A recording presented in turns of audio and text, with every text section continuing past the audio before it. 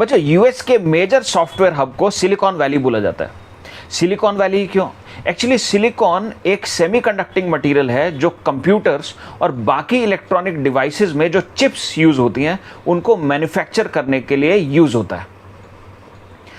इस चैप्टर जिसका नाम सेमीकंडक्टर या इलेक्ट्रॉनिक डिवाइसेस है, इस चैप्टर में सिलिकॉन या बाकी सेमीकंडक्टर्स से बनी हुई डिवाइसेस की कंस्ट्रक्शन, वर्किंग और एप्लीकेशंस के बारे में हम डिटेल में समझते हैं।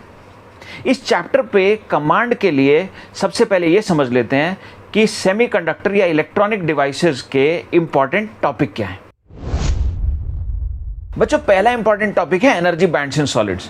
एटम्स में तो इलेक्ट्रॉन्स के अलाउड एनर्जी लेवल्स डिस्क्रीट होते हैं, लेकिन सॉलिड्स में इलेक्ट्रॉन्स के allowed energy levels closely continuously spaced होते हैं, जिनके कलेक्शन को हम बोलते हैं बैंड्स। ये दो टाइप्स के होते हैं, valence band and conduction band. In bands के बीच में एक ऐसा रीजन होता है जिसमें कोई एनर्जी लेवल अलाउड ही नहीं होता। इस रीजन को बोलते हैं फॉरबिडन गैप, और फॉरबिडन गैप के कॉरस्पॉन्डिंग एनर्जी के डिफरेंस को बोलते हैं एनर्जी गैप। एनर्जी गैप की वैल्यू इंसुलेटर, सेमीकंडक्टर और कंडक्टर्स के लिए किस रेंज में होती है, क्या क्या होती है, ये जानना समझना काफ़ी इंपॉर्टेंट है। सेकंड इंपॉर्टेंट चीज़ है प्योर या इंट्रिंसिक सेमीकंडक्टर, जिसमें सबसे पहले सिलिकॉन, जर्मेनियम, गैलियम आर्सेनाइड और बाकी सेमीकंडक्टर्स के लिए एनर्जी गैप की वैल्यूज़ का आपको आइडिया होनी चाहिए, मालूम होनी चाहिए। दूसरा, अगर इन मटेरियल्स के अक्रॉस कोई हम सेल या बैटरी लगाते हैं तो इनमें जो करंट फ्लो होगा उसका मैकेनिज्म मालूम होना चाहिए। एक्चुअली करंट दो तरीके से फ्लो हो सकता है, या तो इलेक्ट्रॉन्स की फॉर्म में या होल्स की फॉर्म में, दोनों ही आपको क्लियर होने चाहिए। ये नंबर ऑफ इलेक्ट्रॉन्स या नंबर ऑफ होल्स, जिन्हें हम इंट्रिंसिक चार्ज कैरियर्स भी बोलते हैं, टेम्परेचर के साथ कैसे रिलेटेड होता है, ये इसका एक फॉर्मूला होता है, वो आपको मालूम होना चाहिए, एक्सट्रीमली इंपॉर्टेंट है।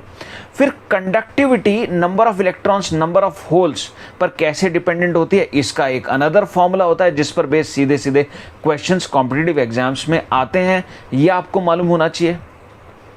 साथ में इलेक्ट्रॉन्स की मोबिलिटी, होल्स की मोबिलिटी का कंपैरिजन के फॉर्मूले आपको मालूम होने चाहिए। बच्चों, डिवाइसेस बनाने के लिए प्योर या इंट्रिंसिक सेमीकंडक्टर सफिशिएंट नहीं माने जाते। इनमें इम्प्योरिटीज ऐड की जाती हैं, जिस प्रोसेस को बोलते हैं डोपिंग। और जो इम्प्योर सेमीकंडक्टर ऑब्टेन होते हैं, ये हमारा थर्ड इंपॉर्टेंट टॉपिक है, जिन्हें हम इम्प्योर, डोप्ड या एक्सट्रिंसिक सेमीकंडक्टर बोलते हैं। नाउ, डिपेंडिंग ऑन क्या इम्प्योरिटी ऐड की गई है, दो टाइप्स के एक्सट्रिंसिक सेमीकंडक्टर होते हैं, P type and N type. यदि ट्राइवेलेंट इम्प्योरिटी ऐड की जाए तो पी टाइप या पॉजिटिव टाइप सेमीकंडक्टर ऑब्टेन होता है, और यदि पेंटावेलेंट इम्प्योरिटी ऐड की जाए तो एन टाइप या नेगेटिव टाइप सेमीकंडक्टर ऑब्टेन होता है। इनमें और भी काफ़ी डिफरेंसेस होते हैं। डिफरेंसेस की लिस्ट आपको अच्छे तरीके से समझ में आनी चाहिए, काफ़ी इंपॉर्टेंट है बोर्ड और कंपटीशन दोनों के पर्सपेक्टिव से। पी टाइप या एन टाइप सेमीकंडक्टर में number of electrons, number of holes calculate करने के लिए अपने पास एक फॉर्मूला होता है जो थर्मोडायनेमिकली डिराइव होता है, जिसे हम बोलते हैं लॉ ऑफ मास एक्शन। ये फॉर्मूला जानना इंपॉर्टेंट है। फिर इन मटेरियल्स की conductivity, number of electrons, number of holes and mobility से कैसे रिलेटेड होती है, वो फॉर्मूला भी आपको मालूम होना चाहिए। फोर्थ इंपॉर्टेंट टॉपिक है पीएन जंक्शन डायोड या वॉल्व, जिसमें सबसे पहले हमें फॉर्मेशन, जिसमें diffusion current, drift current, barrier potential, barrier field, इनके कॉन्सेप्ट्स काफ़ी इंपॉर्टेंट हैं। नेक्स्ट, यदि पीएन जंक्शन डिवाइस को हम किसी बैटरी से कनेक्ट कर देते हैं, जो कि दो फैशंस में किया जा सकता है। यदि पी से बैटरी का पॉजिटिव लगाते हैं तो उसे फॉरवर्ड बायसिंग बोलते हैं, और यदि पी से बैटरी का नेगेटिव कनेक्ट करते हैं तो उसे रिवर्स बायसिंग बोलते हैं। ये बायसिंग के टाइप्स अपने को क्लियर होनी चाहिए। नेक्स्ट, बायसिंग करने पर पीएन जंक्शन डायोड में करंट कैसे फ्लो कर रहा है, कितना फ्लो कर रहा है, इससे रिलेटेड कर्व ग्राफ या कैरेक्टरिस्टिक आईवी ग्राफ अपने को परफेक्टली क्लियर होना चाहिए। फॉरवर्ड बायसिंग में आईवी ग्राफ में एक खास वोल्टेज होती है जिसमें करंट सडनली इंक्रीज करता है, जिसे हम बोलते हैं नी वोल्टेज, ये अपने को क्लियर होना चाहिए। और रिवर्स बायसिंग में saturation current and breakdown voltage के कॉन्सेप्ट्स काफ़ी इंपॉर्टेंट हो जाते हैं। ये जो कर्व है, इस कर्व की मदद से नेक्स्ट अपने को डायोड का डायनेमिक रेजिस्टेंस कैलकुलेट करना आना चाहिए। आइडियलाइजेशन में बच्चों डायोड का फॉरवर्ड बायसिंग में रेजिस्टेंस टेंडिंग टू जीरो होता है, ये अपने को मालूम होना चाहिए, इंपॉर्टेंट है।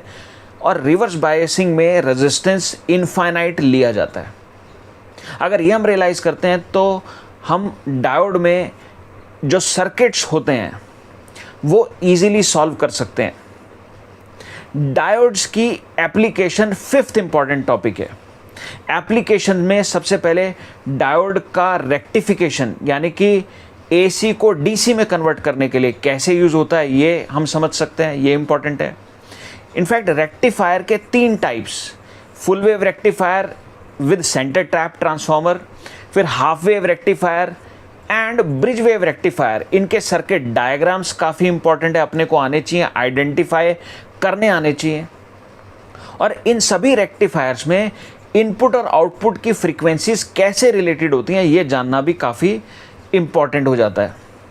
फिर डायोड्स की एप्लीकेशन ऑप्टो इलेक्ट्रॉनिक डिवाइसेस में, जिसमें अगेन 3 चीज़ें, पहला एलईडी यानी कि लाइट इमिटिंग डायोड, इनको बनाने में कैसे मटेरियल यूज़ होते हैं और बायसिंग कैसे करते हैं एलईडीज़ की, ये अपने को मालूम होना चाहिए। सेकंड, सोलर सेल के मैन्युफैक्चरिंग में जैसे गैलियम आर्सेनाइड सिलिकॉन यूज़ होता है, ये मालूम होना चाहिए, क्यों यूज़ होता है इसका रीज़न भी मालूम होना चाहिए। फिर बायसिंग करते हैं नहीं करते सोलर सेल में, ये नॉलेज होनी चाहिए, इंपॉर्टेंट है। तीसरा, फोटो डायोड जो कि लाइट या रेडिएशंस को डिटेक्ट करने वाला डायोड है, इसमें एनर्जी गैप और मैक्सिमम डिटेक्टेबल फ्रीक्वेंसीज के बीच का मैथमेटिकल रिलेशन जानना काफ़ी इंपॉर्टेंट है। डायोड्स की एप्लीकेशन में नेक्स्ट इंपॉर्टेंट चीज़ है जीनर डायोड, जो कि एक ऐसा डायोड है जो जीनर नाम के एक फिजिसिस्ट ने फैब्रिकेट किया था और जिसका यूज़ स्लाइटली फ्लक्चुएटिंग वोल्टेज को स्टेबलाइज करने में या रेगुलेट करने में होता है। इस पर बेस्ड रिपीटेडली आप देखेंगे कॉम्पिटिटिव एग्जाम्स में प्रॉब्लम आते हैं, तो ये एक्सट्रीमली इंपॉर्टेंट हो जाता है। फोर्थ इंपॉर्टेंट टॉपिक है ट्रांजिस्टर्स, जो कि डायोड के अलावा एक और सेमीकंडक्टर डिवाइस है, जिसमें सबसे पहले आपको इसकी कंस्ट्रक्शन यानी कि इसके 3 पार्ट्स जो कि होते हैं इमीटर, बेस एंड कलेक्टर, इनके साइजेस और इनकी डोपिंग्स के बारे में जानना इंपॉर्टेंट है।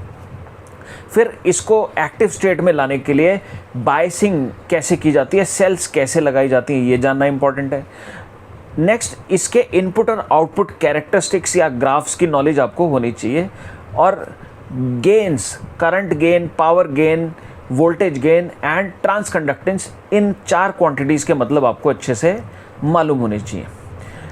ट्रांजिस्टर्स में नेक्स्ट इसकी 3 खास एप्लीकेशंस। पहली एप्लीकेशन होती है इसका यूज़ एज एम्पलीफायर, जिसमें 2 कॉन्फ़िगरेशंस होती हैं, common emitter and common base configuration. दोनों ही कॉन्फ़िगरेशंस में जो करंट गेन्स होते हैं रिस्पेक्टिवली अल्फ़ा एंड बीटा, इनके बीच में क्या रिलेशन होता है ये जानना एक्सट्रीमली इंपॉर्टेंट है। फिर इनपुट वोल्टेज और आउटपुट वोल्टेज के बीच में क्या फेज डिफरेंस होता है ये भी आपको मालूम होना चाहिए।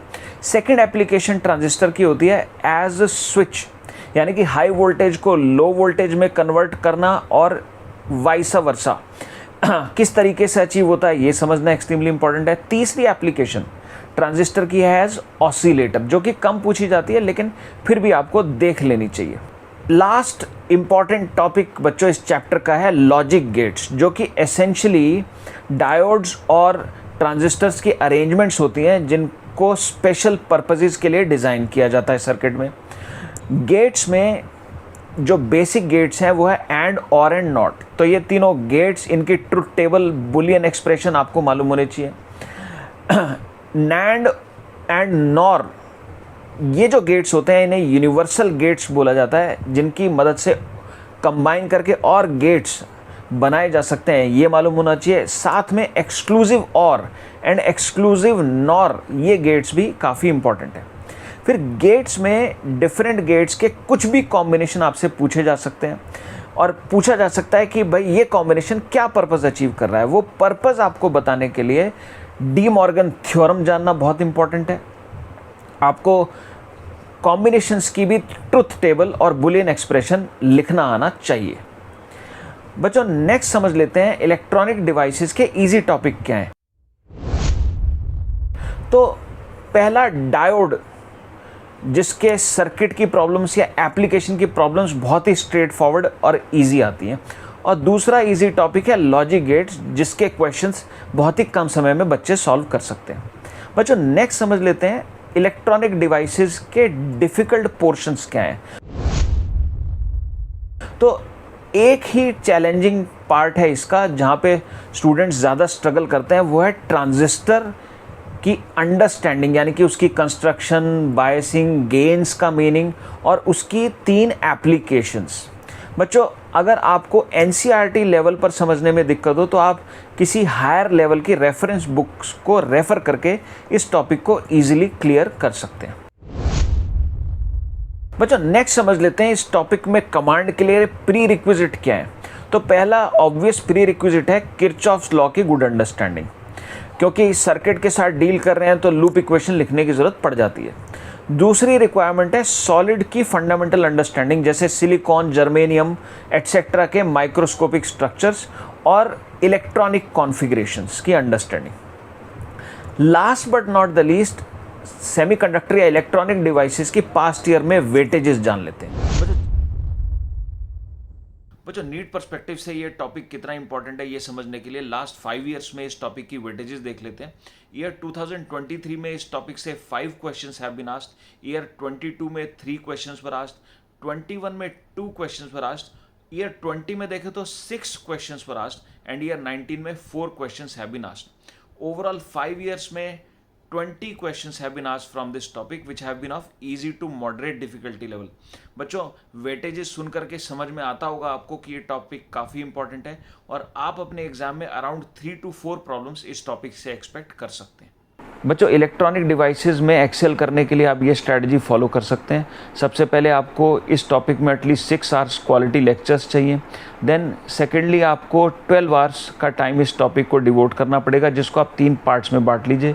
पार्ट 1 में आप अराउंड 7 आवर्स इस टॉपिक को दीजिए, जिसमें आप अराउंड 100 प्रॉब्लम्स बच्चों प्रैक्टिस कर सकते हैं। देन पार्ट 2 में रिवीजन के दौरान अगेन आप 3 आवर्स डेडिकेट कीजिए इस टॉपिक को, जिसमें आप 1.5 आवर्स का एक ईजी टू मॉडरेट लेवल का टेस्ट प्लान कीजिए। एंड देन फाइनली एग्ज़ाम से पहले आप 2 आवर्स और दीजिए, जिसमें 1 आवर का but this time test should be of tough level ये प्लान कीजिए। बच्चों अगर आप ऐसा करेंगे तो डेफिनेटली आपको कॉन्फिडेंस आएगा इस टॉपिक में। और अगर आपको टेस्ट में, असाइनमेंट में कोई सपोर्ट चाहिए तो डिस्क्रिप्शन लिंक पर आप क्लिक करेंगे, आपको डेफिनेटली हेल्प मिलेगी। बच्चों इस टॉपिक की खास बात समझिए कि एक ऐसा टॉपिक है जिसके कॉन्सेप्ट्स और बाकी टॉपिक से कम ओवरलैप करते हैं, यानी कि अगर आपने इस टॉपिक को इंडिपेंडेंटली अच्छे से पढ़ा है तो इसकी प्रॉब्लम्स, क्योंकि साथ में स्टैंडर्ड भी होते हैं, होने का काफ़ी ब्राइट चांस होता है एग्ज़ाम में और ज़्यादा कैलकुलेटिव भी नहीं होती प्रॉब्लम्स।